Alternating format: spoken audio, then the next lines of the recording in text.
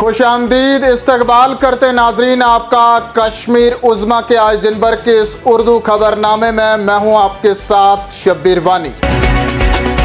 Militancy funding case में 5 साल से जायद अरसे तक नजरबंद इंजीनियर रशीद आखिरकार आज तिहाड़ जेल से रिहा हो चुके हैं। जेल से बाहर आने के बाद इंजीनियर रशीद कहते हैं, मैं मोदी के नए कश्मीर के बयानिए का मुकाबला करूंगा, मसला कश्मीर के पुरअमन हल के लिए आखिरी सांस तक लड़ूंगा।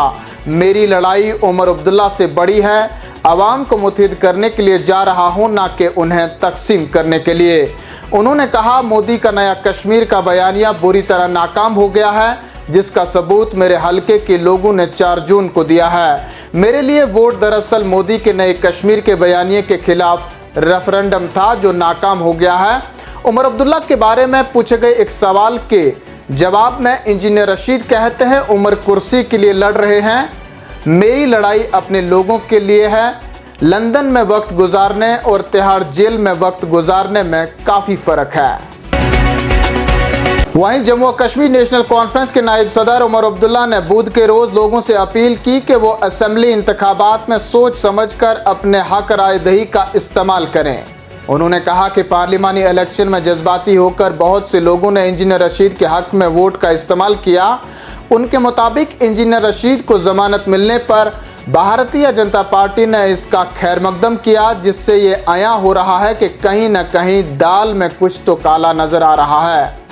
उमर अब्दुल्ला ने कहा कि अगर कश्मीर के लोगों ने वोट डालने में गलती की तो भारतीय जनता पार्टी की साजिश कामयाब होगी और इस साजिश को नाकाम बनाने के लिए कश्मीर के लोगों को इस बार अपनी अकल का इस्तेमाल करना होगा।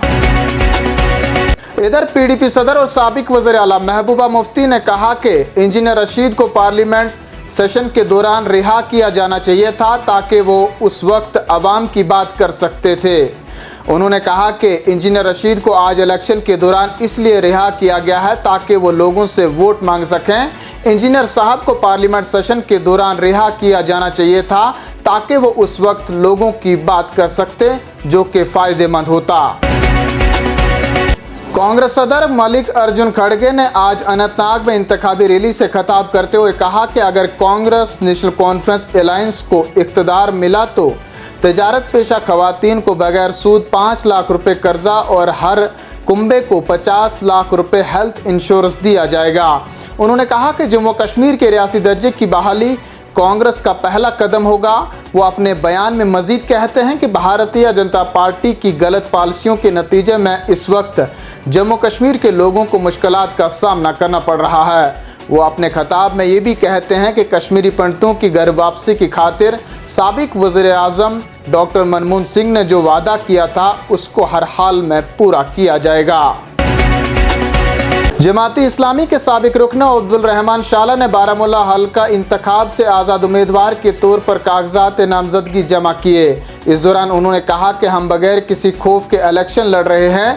बयानिया बदल गया है, जमात इस्लामी पर पाबंदी आयद है, इसलिए हम आज़ाद उम्मीदवार के बतौर इलेक्शन लड़ रहे हैं, ताकि हम हुकूमत का हिस्सा बनकर अपने लिए इंसाफ की राह हमवार कर सकें। शाला का अपने बयान में मजीद कहना था कि ऐसा नहीं है कि जमात इस्लामी पहली बार इलेक्शन में हिस्सा ले रही है, बल्कि जमात ने पहले भी इलेक्शन लड़े हैं। मरकजी वज़ीर दाखिला और भारतीय जनता पार्टी के सीनियर रहनुमा अमित शाह ने कांग्रेस के सीनियर लीडर राहुल गांधी की गैर मुल्की सरजमीन पर दिए गए बयानात पर उनकी सख्त तनकीद करते हुए कहा कि मुल्क को तोड़ने वाली ताकतों के साथ खड़ा होना राहुल गांधी और कांग्रेस पार्टी की आदत बन गई है। अमित शाह ने कहा कि चाहे वो जम्मू कश्मीर में नेशनल कॉन्फ्रेंस के मुल्क मुखालिफ और रिजर्वेशन मुखालिफ एजेंडे की हिमायत करनी हो या गैर मुल्की फॉर्म्स पर हिंदुस्तान मुखालिफ बोलना हो, राहुल गांधी ने हमेशा मुल्क की सलामती और जज्बात को ठेस पहुँचाई है।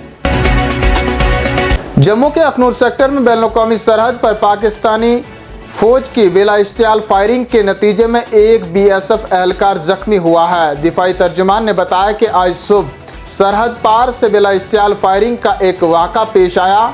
जवाबी कार्रवाई में जवानों ने इस फायरिंग का भरपूर जवाब दिया। उन्होंने कहा कि वाक़े के बाद जवान अलर्ट पर हैं। उधमपुर और कठुआ के जंगली इलाकों में मिलिटेंटों और सिक्योरिटी फोर्सेस के दरमियान मसल्ला झड़प में 2 मिलिटेंट मारे गए हैं। मिलिटेंटों की मौजूदगी की इतला मिलने के बाद फौज, सीआरपीएफ और एसओजी ने इलाके को मुहासरे में लिया, जिस दौरान वहां तलाशी ऑपरेशन बड़े पैमाने पर शुरू कर दिया गया। तलाशी ऑपरेशन के दौरान इलाके में छुपे मिलिटेंटों और सिक्योरिटी फोर्सेस के माबैन आमना सामना हुआ, जिस दौरान इलाके में कुछ वक्त तक फायरिंग का भी तबादला हुआ। कुछ वक्त तक जारी रहने वाली झड़प में 2 मिलिटेंट मारे गए हैं, जिनकी फौरी तौर पर शनाख्त नहीं हुई है। आखिरी इत्तला मिलने तक इलाके के अंदर बड़े पैमाने पर अभी भी तलाशी ऑपरेशन जारी है। जिला पुलवामा के एक इलाके में आज सुबह एक सड़क हादसा पेश आया, जिसमें एक शख्स की मौत हुई जबकि उसका बेटा जख्मी हो गया। मुतवफ़्फ़ी की शिनाख्त अब्दुल रहीम मीर जबकि ज़ख्मी की शिनाख्त नज़ीर अहमद मीर के तौर पर की गई है। पुलिस ने इस मामले में मुकदमा दर्ज करके तहकीकात शुरू कर दी।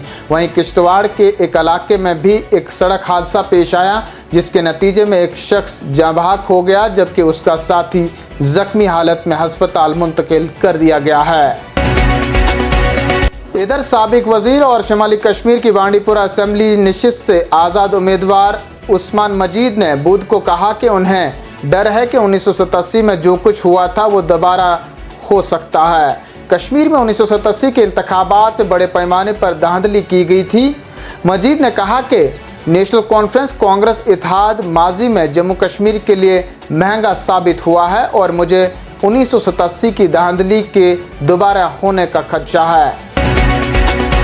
और आखिर में चलते चलते नाजरीन को बताते चलें, शोपियान के मज़ाफ़ाती इलाका रावलपुरा में दौरान शब नामालूम अफराद ने सेब के 200 दरख्तों पर मुश्तमिल एक बाग को काट कर तबाह कर दिया। पुलिस के मुताबिक सेब के ये दरख्त मोहम्मद शफी वल्द गुलाम मोहिउद्दीन भट्ट के हैं और मज़कूरा किसान इस सेब बाग से अपने अहलो अयाल की रोज़ी रोटी कमा रहा था। पुलिस ने मुकदमा दर्ज करके इब्तदाई तफ्तीश शुरू कर दी है।